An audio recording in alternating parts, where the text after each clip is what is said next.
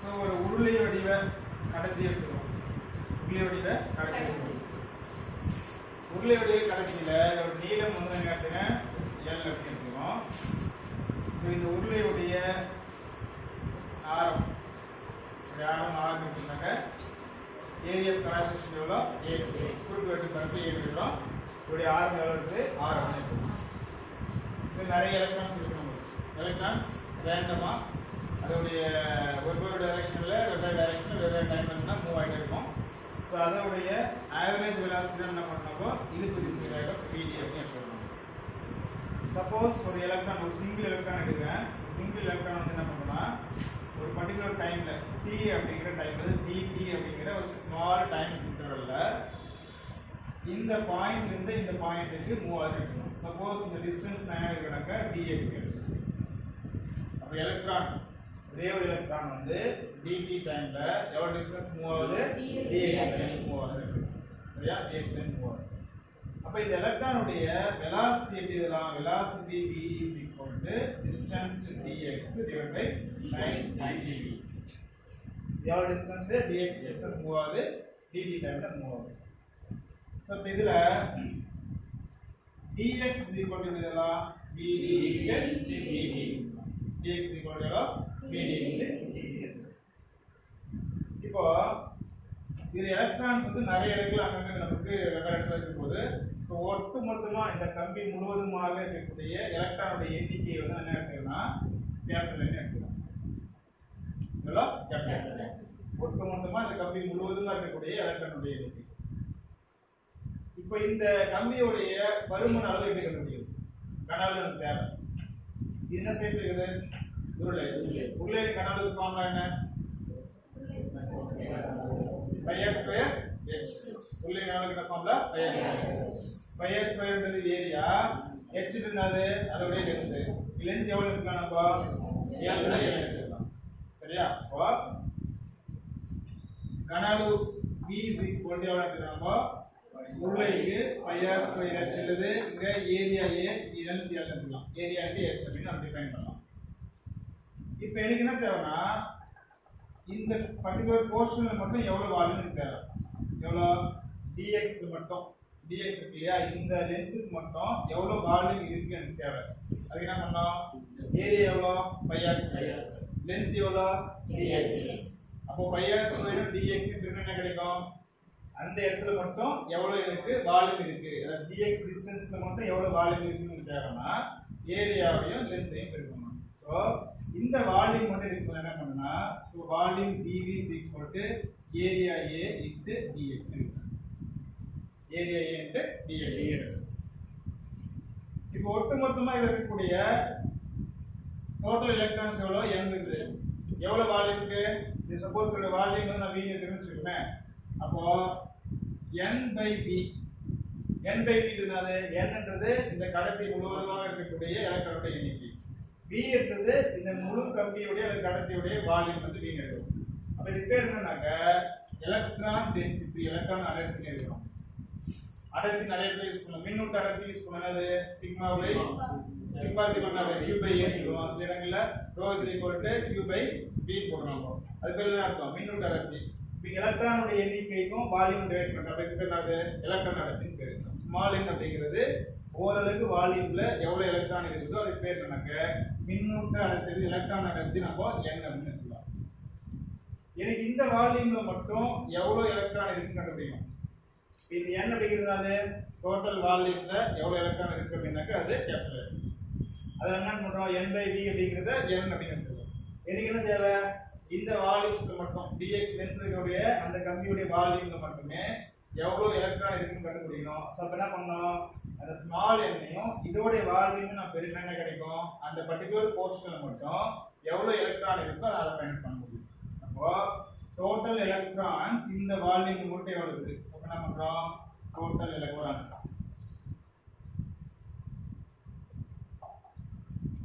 Number density எவ்வளோ? n. அது ஒட்டு மொத்தமா இருக்குது. எனக்கு எவ்வளவு தேவை? இந்த வால்யூம் மட்டும் தேவை. வால்யூம் என்னது? இதோட வால்யூம் எவ்வளவு கண்டுபிடிச்சிருக்கோம்? dv is equal to எவ்வளவு? a dx. அப்ப இந்த வால்யூம் மட்டும் என்ன பண்றேன்? a into dx.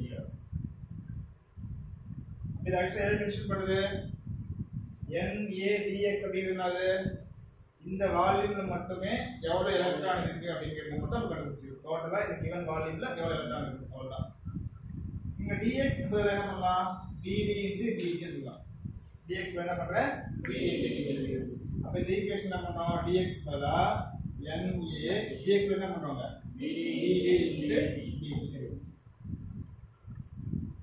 ஒரு எலக்ட்ரானோட சார்ஜ் எவ்வளவு ஒரே ஒரு எலக்ட்ரானுக்கு சார்ஜ் எவ்வளவு E இதுதான் கிரேட்டர் சார்ஜ் எவ்வளவு E எத்தனை எலக்ட்ரான் இருக்குது டோட்டல் எலக்ட்ரான் எவ்வளவு டோட்டல் எலக்ட்ரான் எவ்வளவு NaDD × D அப்போ ஒட்டுமொத்தமா சார்ஜ் எவ்வளவு கண்டுபிடிக்கணும் அது என்ன பண்ணலாம் அந்த நம்பரையும் சார்ஜ் ஒரு எலக்ட்ரானோட சார்ஜ் யும் மல்டிப்ளை பண்ணா என்ன கிடைக்கும் டோட்டல் சார்ஜ் கிடைக்கும் இந்த எக்ஸாம்பிளா என்கிட்ட வந்து ஒரு எலக்ட்ரானோட சார்ஜ் வந்து E எடுக்கிறேன் 10 எலக்ட்ரான் சார்ஜ் எவ்வளவு கண்டுபிடிக்கணும் என்ன பண்ணலாம் 10 போட போறேன் 20 எலக்ட்ரான்ஸ் என்ன பண்ண போறேன் 20 போறேன் அப்ப எத்தனை எலக்ட்ரான் இருக்குதோ அந்த எலக்ட்ரானையும் ஒரு எலக்ட்ரானுக்கு எவ்வளவு சார்ஜ் இருக்குதோ அந்த வேல்யூ நம்ம என்ன பண்ணோம் மல்டிப்ளை பண்ணணும் அப்ப இங்க எவ்வளவு எலக்ட்ரான் இருக்குது கிவன் ஸ்பேஸ்ல இவ்வளவு எலக்ட்ரான் இருக்கு டோட்டல் நம்பர் ஆஃப் எலக்ட்ரான்ஸ் இவ்வளவு இருக்கு அப்ப இந்த ஒட்டுமொத்த எலக்ட்ரானால எவ்வளவு சார்ஜ் அதுல இருக்கு அப்படின்னு நம்ம எடுத்தோம் என்ன செய்யணும் எலக்ட்ரானோட சார்ஜ் E ஆல மல்டிப்ளை பண்ணணும் சோ அப்ப என்ன பண்றாங்க NaDD × dt இதோட எலக்ட்ரானோட சார்ஜ் E மல்டிப்ளை பண்ணனும்னா என்ன கிடைக்கும் எனக்கு டோட்டல் சார்ஜ் கிடைக்கும் அதோட வேல்யூ dq எடுத்துக்கலாம் இந்த பர்టిక్యులர் போர்ஷன்ல மட்டும் இந்த இடத்துல மட்டும் எவ்வளவு சார்ஜ் இருக்கு அப்படிங்கறது நம்ம dq எடுத்துக்கலாம் சோ இங்க n மதிப்பு மட்டும் கொடுக்கலாம் இந்த dt நம்ம கொண்டுறோம் சோ dq / dt = என்ன வரும் NaDD கரெக்ட்டா இதுக்கு பேர் என்ன மின்னூட்ட மாறுபடும் வீதம் அது பேர் என்னது மின்னோட்டத்தின் சிம்பல் I NaDD அப்போ ஒரு கடத்தி வழியாக எவ்வளவு மின்னோட்டம் பாயுது அப்படிங்கிறது எதை பொறுத்துலாம் மாறுதுன்னா இந்த வேல்யூஸை பொறுத்துலாம் மாறும் எதை பொறுத்து மாறுது n அப்படிங்கிறது குறிப்பிட்ட கம்பியில இருக்கக்கூடிய எலக்ட்ரானுடைய டென்சிட்டி வேல்யூ ஸோ எலக்ட்ரானுடைய அடர்த்தியை பொறுத்து மாறும் என்னுடைய வேல்யூ ஓரளவுக்கு பருமன் இருக்கக்கூடிய எலக்ட்ரானுடைய எண்ணிக்கை எவ்வளோ அதை பொறுத்து மாறும் எவ்வளோ நம்பர் ஆஃப் எலக்ட்ரான்ஸ் இருக்கு அப்படிங்கிறத பொறுத்து வேரியேஷன் ஆகும் நிறைய எலக்ட்ரான்ஸ் இருந்துச்சுனாக்கா கரண்ட் நிறைய போகும் எலக்ட்ரான் கம்மியாக இருந்துச்சுனாக்கா கரண்ட் வேல்யூ கம்மியாக போகும் அப்போ என்னுடைய வேல்யூ கூடும் பொழுது ஐயோடைய வேல்யூ கூட இருக்கும் அடுத்து ஏரியா கிராஸ் செக்ஷன் கம்பியுடைய திக்னஸ் அதாவது பெருசாக ஆக திக்னஸ் வேல்யூ வந்து பெருசாக ஆக எலக்ட்ரான்ஸ் வந்து மூவ் ஆகிறதுக்கான பாசிபிலிட்டி ரொம்ப அதிகம் ஏன்னா ஏரியா ரொம்ப பெருசாக இருக்குது நிறைய இப்போ எக்ஸாம்பிளா ஒரு பைப் பெரிய பைப் இருக்குது அதுலேயே தண்ணி அனுப்புறோம் தண்ணி வந்து பைப்போட சைஸ் பெருசாக இருந்துச்சுனாக்கா நிறைய தண்ணி போகிறதுக்கு வாய்ப்பு உண்டு சின்னதாக கம்மியாக இருந்துச்சுனாக்கா குறையாக தான் போகும் அதே மாதிரி கம்பியோடைய ஏரியா வந்து இன்க்ரீஸ் பண்ண ஐயோட வேல்யூ தான் நமக்கு இன்க்ரீஸ் ஆகும் இப்போ ஏரியாவோட இன்க்ரீஸ் பண்ணும்போது கரண்டோட வேல்யூ நமக்கு இன்க்ரீஸ் ஆகும் பிடின்றதுனால எலக்ட்ரானோட இருப்பு திசை வேகம் அதிகமான எலக்ட்ரான் வந்து வேகமா மூவ் ஆச்சுனாக்க நாகும் சீக்கிரமா வந்து நிறைய நம்பர் ஆஃப் எலக்ட்ரான்ஸ் மூவ் ஆகும் அதனால கரண்டோட வேல்யூ கூட ஆரம்பிக்கும் சார்ஜ் வந்து கான்ஸ்டன்ட் வந்து மாற முடியாது இப்போ எதை பொறுத்துலாம் மாறுதுன்னா n value a value dd value current அப்படி ஐன்றது மின்னூட்டத்தினுடைய அடர்த்தியும் அதோடைய ஏரியா கிராஸ் செக்ஷன் பொறுத்து மாறும் எவ்வளவு திசை வேகத்தில் போகுதுன்றத இருப்பு திசை வேகத்தை பொறுத்து நமக்கு வேரியேஷன் ஆகும் இது 3 பாயிண்ட்ல மெயினா ஐயோட வேல்யூ டிபெண்ட் பண்ணி இருக்குது இப்போ இதுல இந்த a மட்டும் என்ன பண்ணனா இந்த ஈக்குவேஷன் இத பண்ணுங்க அப்ப எப்படி மாறி equation a by i I by a is equal to n × v இந்த I by a க்கு என்னங்க கரண்ட் டென்சிட்டி பெருசு I by a க்கு என்னன்னா கரண்ட் டென்சிட்டி கரண்ட் ஸ்கேலார் ஆனா கரண்ட் டென்சிட்டி அப்படிங்கிறது vector So current density is a vector. So here J is equal to NeVd. Vd value என்ன? இழுப்பு திசைக்கு ஃபார்முலா.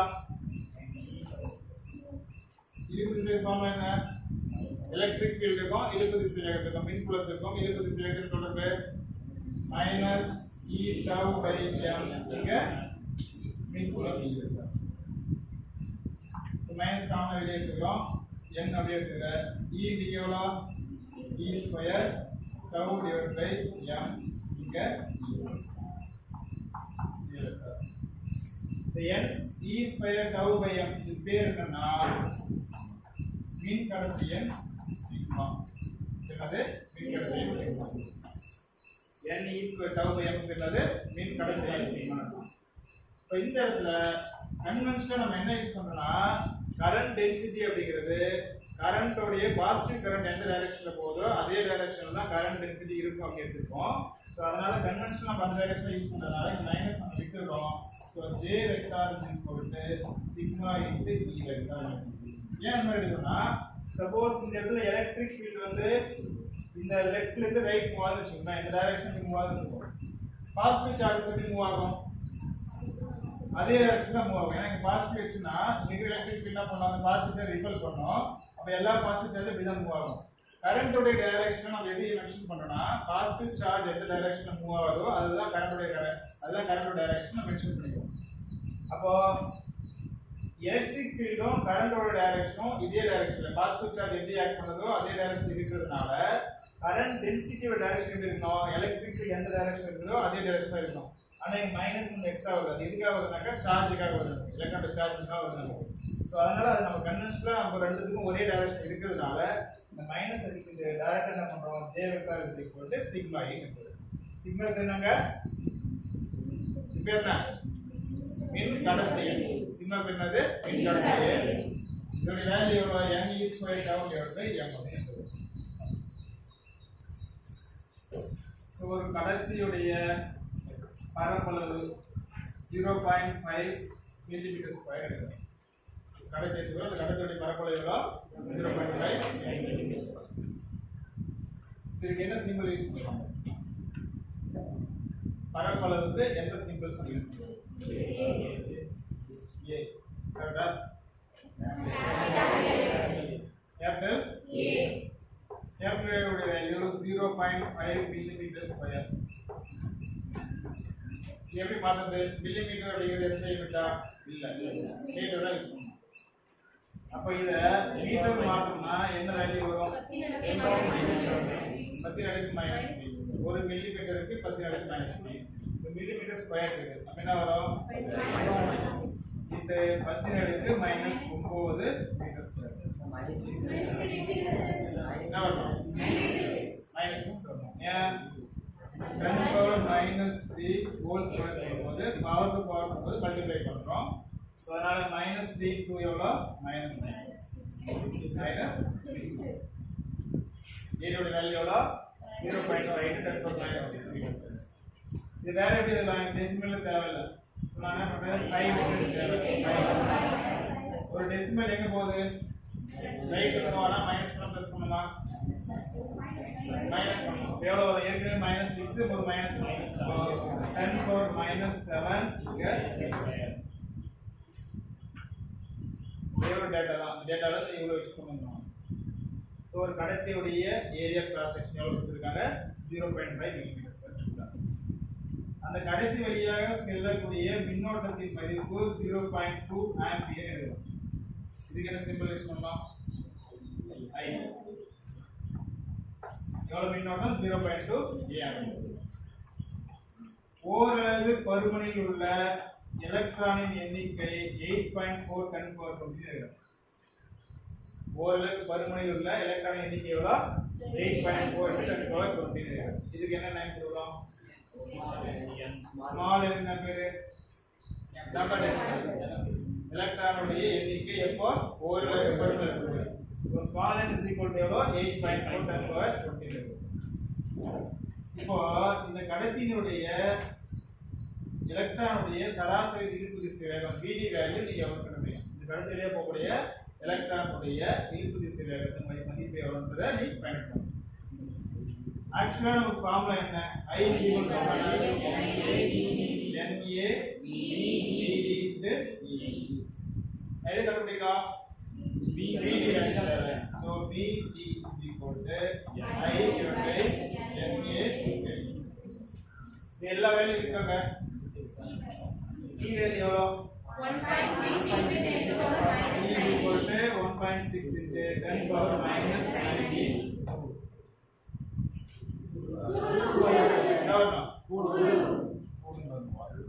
T யோட வேல்யூ 1.6 10 power minus 19 கூல்.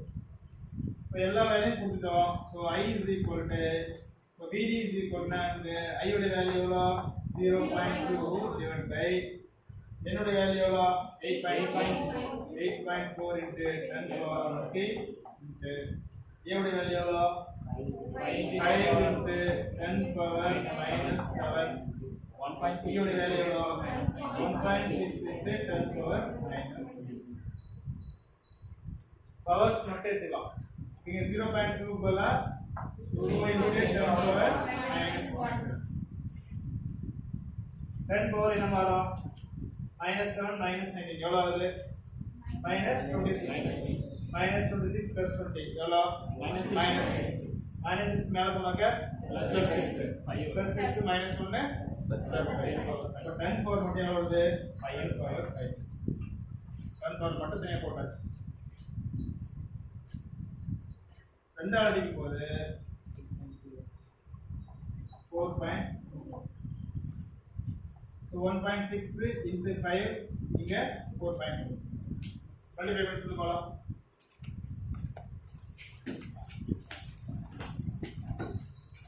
அப்படி answer 0.03 into 10 power 5 so இத நான் என்ன பண்றேன் 3 into 10 power 3 எழுதுறேன் velocity என்ன வேல்யூ யூஸ் பண்றோம் திசைவேக கலர் என்ன metre second minus 1 so m is minus 1 so இது இத பேஸ் பண்ணி நமக்கு மின்னோட்டத்தையும் இழுப்பு திசைவேகத்தையும் பேஸ் பண்ணி ஏதாவது சிம்பிளா ஒரு क्वेश्चन கேட்கணும்னா டைரக்டா எல்லா ஆன்சர்ஸும் எல்லா வேல்யூஸும் கொடுத்துட்டு ஜஸ்ட் ஒரு கால்குலேஷன் மட்டும் போட்டு நம்ம சொல்ற மாதிரி இருக்கும் சப்போஸ் நான் என்ன பண்ணேன்னா இப்போ ஒரு கடத்தி வழியாக செல்லக்கூடிய மின்னோட்டத்தின் மதிப்பு 3.2 ஆம்பியர் எவ்வளவு போகுது 3.2 ஆம்பியர் மின்னோட்டம் அது கடத்தி வழியா போகுது ஓரளவு நேரத்துல யூனிட் செகண்ட்ஸ் ஓரளவு நேரத்துல யூனிட் செகண்ட்ஸ்ல எவ்வளவு கரண்ட் போகுது எவ்வளவு வேல்யூ போகுது n உடைய வேல்யூ எவ்வளவு இப்ப அந்த கடத்தியில ஓரளவு வால்யூம்ல ஓரளவு பருமன் இருக்கக்கூடிய எலக்ட்ரானுடைய எண்ணிக்கை எவ்வளவு இருக்கு இதை எப்படி கண்டுபிடிக்கிறது கரண்ட் எக்ஸ்ட்ரா ஃபார்முலா என்ன I is equal to Q by T எழுதுவோம் charge over charge divided by time over time இந்த டோட்டல் சார்ஜ் எதை பொறுத்து மாறும் ஓரளவு பருமன்ல எவ்வளவு எலக்ட்ரான் அது வழியா ஃப்ளோ ஆகுதோ அந்த சார்ஜையும் ஒரு சார்ஜுக்கு உண்டான வேல்யூ மல்டிப்ளை பண்ணும் சப்போஸ் எக்ஸாம்பிளா n number of electrons அது வழியா ஃப்ளோ ஆகுதுன்னா அப்ப டோட்டல் எலக்ட்ரான்ஸ் எவ்வளவு n ஒரு எலக்ட்ரான் சார்ஜ் எவ்வளவு e அப்ப டோட்டல் சார்ஜ் என்னது ne யும் பிரிக்கணும் இதெல்லாம் வேற படிச்சிருப்போம் குவான்டைசேஷன் சார்ஜ் படிப்போம் மின்னூட்ட குவாண்டம் மாற்றல்ல மொத்த மின்னூட்டம் அப்படிங்கிறது ne க்கு ஈக்குவலா இருக்கும் ஒரு எலக்ட்ரானுக்கு சார்ஜ் e டோட்டலா n எலக்ட்ரான் இருக்குங்க அப்ப ne divided by t is equal to தான் I நம்ம செய்ய வேண்டியதுதான் ஓரளவு நேரத்துல எவ்வளவு எலக்ட்ரான் அது வழியா ஃப்ளோ ஆகுது கண்டுபிடிக்கணும் n by t வேல்யூ எனக்கு தேவை அப்ப n by t எனக்கு தேவை என்ன பண்ணலாம் n by t is equal to current I divided by charge E அப்படின்னு கரண்ட் வேல்யூ எவ்வளவு 3.2 ஒரு எலக்ட்ரான் சார்ஜ் எவ்வளவு 1.6 into 10 power minus 90 ரெண்டு கேன்சல் பண்ணா வரும் 1.6 3 கேன்சல் பண்ணா so 2 into 10 power minus 90 plus 9 போடும்போது 10 power 90 number of electrons க்கு electrons so simple ஆ அந்த மாதிரி